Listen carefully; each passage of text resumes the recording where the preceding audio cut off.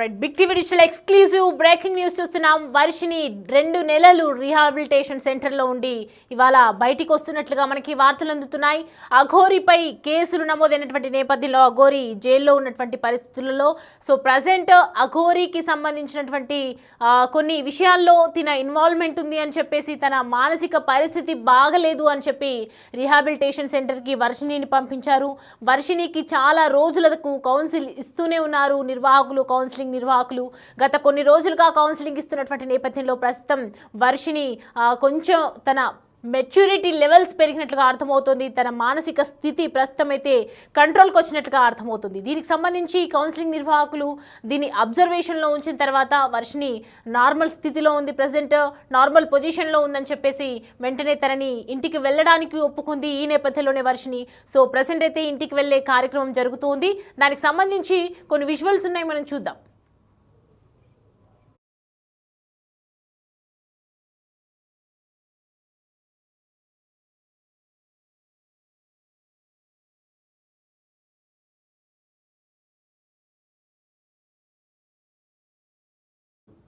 Right, చూస్తున్నాం విజువల్స్లో. గతంలో అఘోరీ శ్రీవర్షిని ఇద్దరు పెళ్లి చేసుకున్నారు.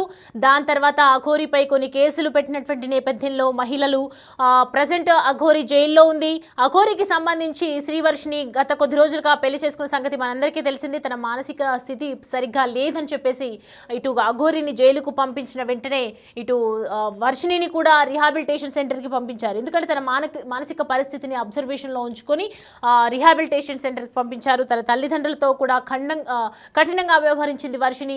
తను చూస్తున్నటువంటి సిచ్యువేషన్స్లో చాలా దగ్గరగా కొన్ని సిచ్యువేషన్స్ మనం అబ్జర్వ్ చేస్తే కనుక శ్రీవర్షిని మానసిక స్థితి బాగోలేదని చెప్పి అర్థం చేసుకున్నటువంటి నిర్వాహకులు వర్షినికి గత కొన్ని రోజులుగా కౌన్సిలింగ్ ఇస్తూనే ఉన్నారు. దాదాపు 2 నెలలుగా అక్కడే ఉంటున్నారు శ్రీవర్షిని. ప్రజెంట్ అయితే రీహాబిలిటేషన్ సెంటర్ నుంచి విడుదల చేస్తూ ఉన్నారు. విడుదల కాబోతుంది మరి కాసేపట్లో వర్షిని అని చెప్పొచ్చు.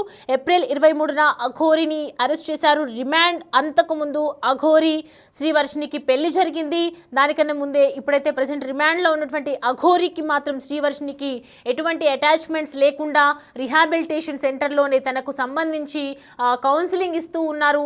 ఈ నేపథ్యంలోనే దాదాపు 2 నెలలు పట్టిందని చెప్పొచ్చు. ప్రజెంట్ అయితే వర్షిని బయటికి వస్తుంది. వర్షిని యొక్క తల్లిదండ్రులు కూడా తనని తీసుకెళ్లేందుకు సిద్ధంగా ఉన్నారు. తన ఇంటికి, తన నివాసానికి వెళ్ళడానికి ప్రస్తుతం అయితే వర్షిని ఒప్పుకుందని చెప్తున్నారు. కానీ వచ్చిన తర్వాత శ్రీవర్షిని ఎలా ఉంటుందో, మరి రీహాబిలిటేషన్ సెంటర్లో 2 నెలల పాటు చేస్తున్నటువంటి ఈ పరిస్థితుల్లో, తీసుకున్నటువంటి పరిస్థితుల్లో మరి ముందులాగా వర్షిని చక్కగా ఆడుతూ పాడుతూ ఉంటుందా, లేదంటే మళ్ళీ అఘోరీ వైపు చూస్తుందా, లేదంటే మరి ఏం చేస్తుంది అని చెప్పి ప్రతి ఒక్కరు కూడా ఆలోచిస్తూ ఉన్నారు.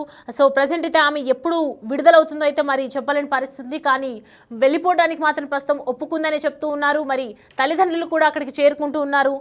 తన నివాసానికి తీసుకువెళ్లేందుకు సిద్ధంగా ఉన్నారు. మరి ఎప్పుడు విడుదల చేస్తారు అనేది మాత్రం మరికొద్దిసేపట్లో తెలియాల్సి ఉంది. దానికి సంబంధించి కొన్ని వీడియోస్ చూద్దాం.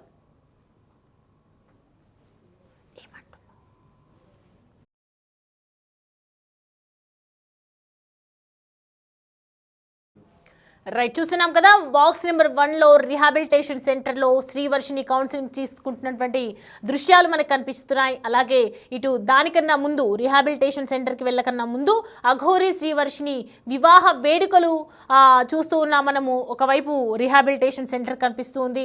మరి ప్రజెంట్ అయితే అసలు ఏం జరిగింది, దానికి సంబంధించి పూర్తి అప్డేట్స్ అందించడానికి పూర్తి అప్డేట్స్ మా ప్రతినిధి దేవిక అందిస్తారు.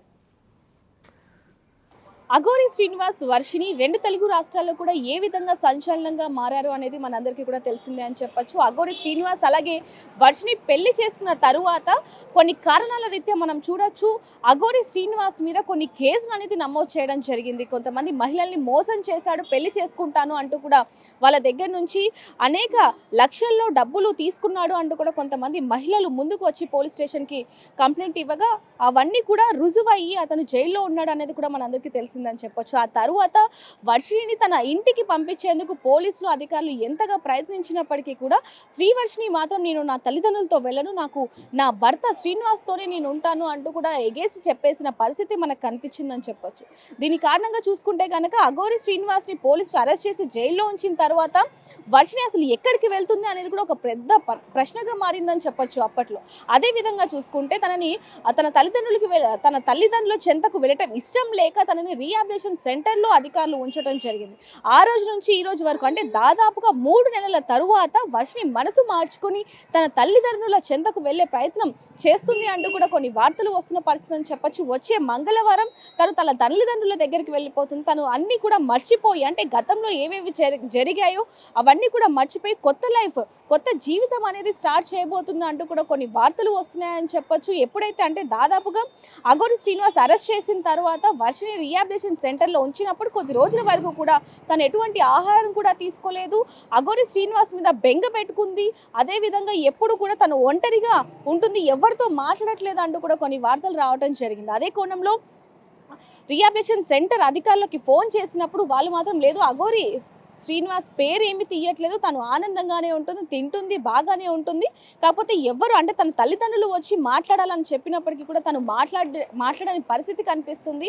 అసలు ఎవరిని కూడా తను లోపలికి రానివ్వట్లేదు. తన బంధువుల్ని కానివ్వండి, తన స్నేహితులని, కుటుంబ సభ్యుల్ని ఎవరితో మాట్లాడను అంటూ కూడా ఎగేసి చెప్పేసింది అంటూ కూడా అధికారులు చెప్పడం జరిగింది. అలాగే తన కుటుంబీకులు కూడా అనేక సార్లు తనని కలవడానికి వెళ్ళినప్పుడు కూడా తను నిరాకరించింది అంటూ కూడా కొంతమంది చెప్తున్న పరిస్థితి చెప్పొచ్చు. కుటుంబ సభ్యులు కూడా చెప్పడం జరిగింది. అయితే దీనికి సంబంధించి మాత్రం ఇప్పుడు వర్షిణి మాత్రం మనసు మార్చుకొని తన తల్లిదండ్రుల చెంతకి వెళ్తుంది అంటూ కూడా కొన్ని వార్తలు రావడం జరిగింది. కొద్ది రోజుల నుంచి కూడా నేను బాగానే ఉన్నాను, నాకు నా తల్లిదండ్రులు కావాలి, నేను గతమంతా కూడా మర్చిపోయి కొత్త జీవితాన్ని స్వీకరిస్తాను అంటూ కూడా తను చెప్పింది. అదేవిధంగా తన తల్లితో కూడా మాట్లాడింది. తల్లితో కొన్ని నిమిషాల పాటు మాట్లాడిన తర్వాత శ్రీనివాస్ని నాకు శ్రీనివాస్ వద్దు, నేను మీతోనే ఉంటాను, తల్లిదండ్రులతోనే ఉంటాను అంటూ కూడా తను చెప్పినట్టుగా అయితే బయటకు వస్తున్న వార్తలని చెప్పొచ్చు. అదే విధంగా చూసుకుంటే నేను అంటే కొన్ని నిమిషాల పాటు తన తల్లి అలాగే వర్షిణి మాట్లాడుకున్నప్పుడు ఇద్దరు కూడా కన్నీరు మున్నీరు అయిన పరిస్థితి అని చెప్పొచ్చు. ఎందుకంటే కొన్ని నెలలుగా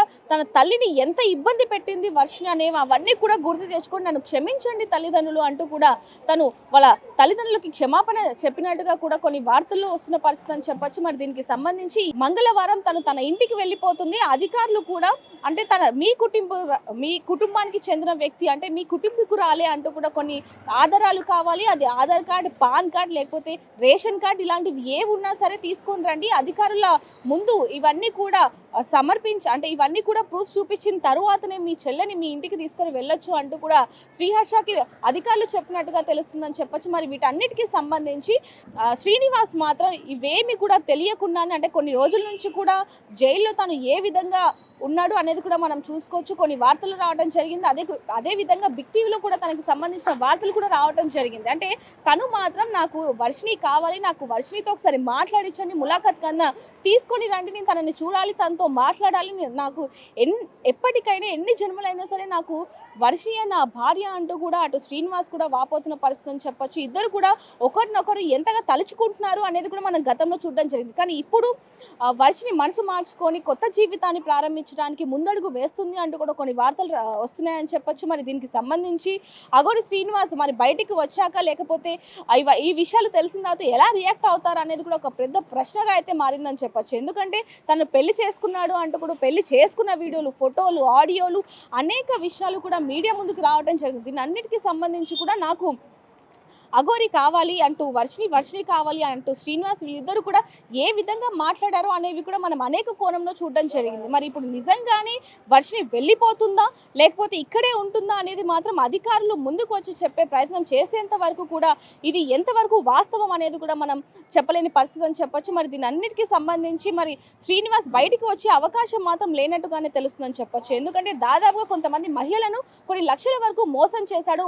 కొంతమందిని పెళ్లి చేసుకుంటాను అంటూ కొంతమంది కొంతమందికి జీవితం ఇస్తాను, ఒక గుడి నిర్మిద్దాము అంటూ కూడా అనేక కోణంలో కొంతమంది మహిళలని మోసం చేశాడు కాబట్టి బయటకు వచ్చే అవకాశాలు ఎక్కువగా లేవు అంటూ కూడా అధికారులు చెప్పిన పరిస్థితి అని చెప్పొచ్చు. మరి వీటన్నిటికీ సంబంధించి ఇటువైపు వర్షిని కుటుంబీకులు కానీ లేకపోతే అధికారులు కానీ చెప్పేంత వరకు కూడా ఇది ఎంతవరకు వాస్తవం అనే విషయాలు మాత్రం తెలియదని చెప్పొచ్చు, తెలియని పరిస్థితి అని చెప్పొచ్చు. మరి ఇప్పుడు మాత్రం ప్రస్తుతానికి వచ్చే మంగళవారం నిజంగానే తన తల్లిదండ్రుల చెంతకు వర్షిని చేరబోతుందా అనేది మాత్రం ప్రశ్నగానే మిగిలిందని చెప్పొచ్చు. మరిన్ని వివరాల కోసం చూస్తూనే ఉండండి బిగ్ టీవీ.